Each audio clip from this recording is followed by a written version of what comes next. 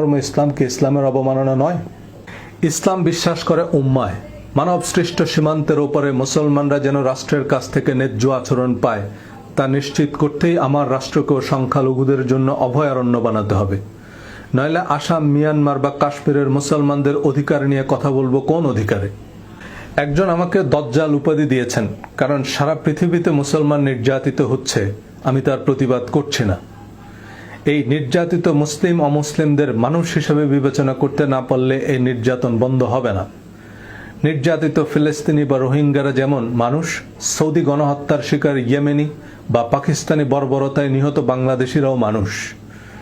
আর Saudi আরব ও পাকিস্তান এক্ষেত্রে Israel মিয়ানমারের মতোই জালিম। রাষ্ট্র, সংবিধান, ধর্ম যেমন আমার আবেগ অনুভূতির সাথে সম্পৃক্ত, অন্য সব মানুষের অনুভূতিও একই রকম। ভিয়েতনাম যুদ্ধে ভিয়েতনামি আমেরিকানরা আমেরিকার হয়ে যুদ্ধ করে। আফগান, ইরাকি, পাকিস্তানি নাগরিকরাও আছে আমেরিকান মিলিটারিতে, কারণ আমেরিকা সবার। আমেরিকার কোনো সাংবিধানিক ধর্ম, বর্ণ, ভাষা নাই।